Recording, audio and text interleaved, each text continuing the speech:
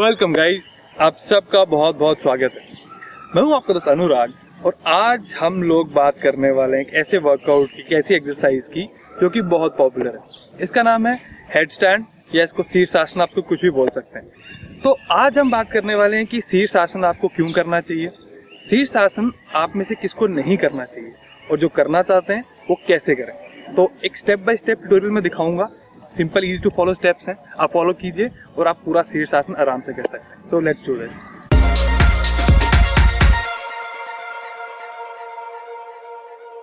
जब हम शीर्षासन करते हैं तो काफी सारा ब्लड हमारे सर वाले एरिया के आसपास आता है। मतलब हमारे बालों के लिए, हमारे स्कैल्प के लिए ये बहुत ही बेनिफिशियल हो जाता है और हमारी आंखें उनके लिए भी बहुत बढ़िया चीज हो जाती है। गाइस, आप में से काफी सारे लोग ऐसे होंगे जिनका जो वर्क शेड्यूल है उसमें ऐसी नेसेसिटीज होती हैं कि उनको पूरे दिन खड़ा रहना पड़ता है। तो आप लोग शीर्षासन करें तो ये आपके लिए भी हेल्पफुल हो सकता है। लिम्फेटिक सिस्टम होता है जो कि एक नेटवर्क है ऑर्गन्स और टिश्यूज का।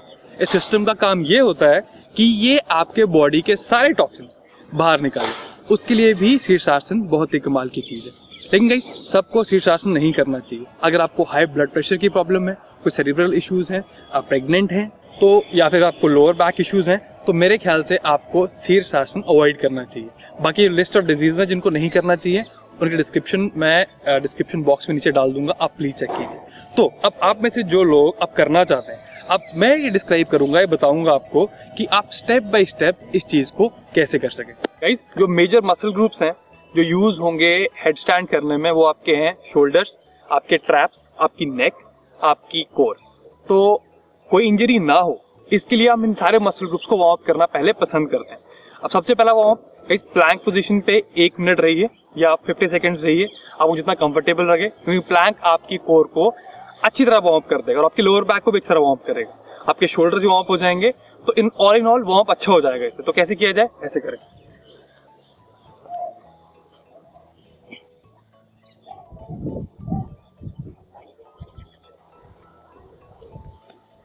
ये ऑलमोस्ट अब 1 मिनट तक कीजिए। मेरी कोर ऑलरेडी वार्म्ड अप है इस टाइम पे, तो मैं 1-2 मिनट के लिए नहीं जाऊंगा। अब गाइस, दूसरी चीज, सब ये जो शीर्षासन होता है ये करना मुश्किल क्यों होता है? ये करना मुश्किल इसलिए है क्योंकि हमें उल्टा लटकने की आदत नहीं। हमारा जो सेंट्रल नर्वस सिस्टम होता है उसको सिखाना पड़ता है कि मूवमेंट ओके है, नॉर्मल है। तो जब भी आप, तो सबसे पहला इसका प्रोग्रेशन होता है, पहला स्टेप होता है वो ये होता है कि आप किसी दीवार के सहारे या किसी सपोर्ट के सहारे उल्टा खड़ा होना सीखिए। तो सबसे पहला स्टेप है। अब मैं अभी पार्क में हूँ तो मैं, कोई दीवार यहाँ पे है नहीं तो मैं खड़ा नहीं हो सकता, तो लेकिन आप सबसे पहला स्टेप ये कीजिए। अब दूसरा स्टेप, सेकंड स्टेप जो कि इस प्रोग्रेशन के लिए या फिर हेड स्टैंड करने के लिए जरूरी है, वो ये आपको गिरना आना चाहिए। अब गिरने आने का क्या मतलब है? गाइस, जब पहला आप थोड़ा कंफर्टेबल हो जाएंगे सर के बल खड़े होने में, तो उसके बाद आप कोशिश करेंगे किसी ओपन स्पेसेस में ट्राई करेंगे कि आप अपने सर के बल खड़ा हो, लेकिन आपको गिरना नहीं आएगा तो ये चीज आप कभी नहीं कर सकते। अभी कैसे होगा देखिए, मैं दिखाता हूँ।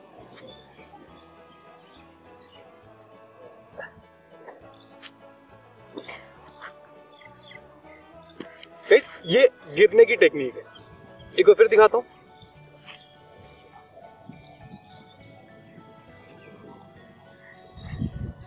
आपकी जो नेक है और नेक के बाद आपकी पूरी बॉडी फॉलो करेगी।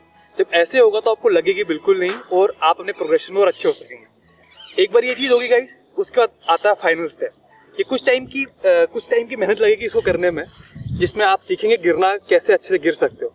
अगर आपके आसपास कोई जूडो जानने वाला, जूडो कराटे टाइप, इसको जूडो आता है, तो जूडो में टेक्निक बहुत बढ़िया से सिखाई जाती है और ये टेक्निक मेरे ख्याल से एक परफेक्ट हेड स्टैंड सीखने के लिए बहुत इंपॉर्टेंट है। अब एक बार आपने चीज सीख ली, मतलब आपको पता चल गया कि गिरना इज ओके और गिरने के बाद आपको लगेगी नहीं, तो फिर आप प्रॉपर हेड स्टैंड अटेम्प्ट कर सकते हैं। कैसे, देखिए, सबसे पहले पोजीशन में गए। अब इस पोजीशन में सबसे बड़ी गलती क्या होती है कि हम झटके से ऊपर जाने की कोशिश करते हैं।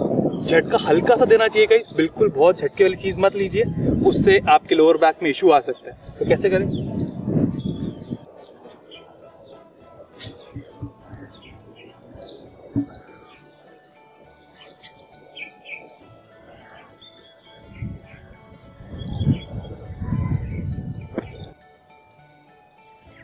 अब इसमें क्या चीज खास ध्यान रखने वाली है वो ये है कि अगर मान लीजिए आप 2 मिनट के लिए हेड स्टैंड करते हैं तो 2 मिनट के लिए आप लेट जाइए, क्योंकि ब्लड सर्कुलेशन आपकी सारी सर पे आ रही है, तो आप चाहेंगे उसको नॉर्मल हो जाए।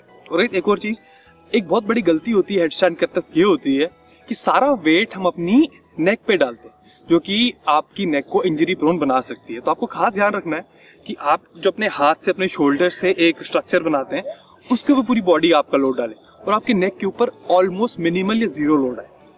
तो गाइस आई एक्सपेक्ट कि ये छोटा सा ट्यूटोरियल आपको हेडस्टैंड प्रोग्रेशन में हेल्प करेगा। आपको कोई भी डाउट्स हैं, कुछ भी है तो मेरे को जरूर बताइए। I will be more than happy to solve them. So thank you so much for watching. I'll see you next time. Till then, bye bye.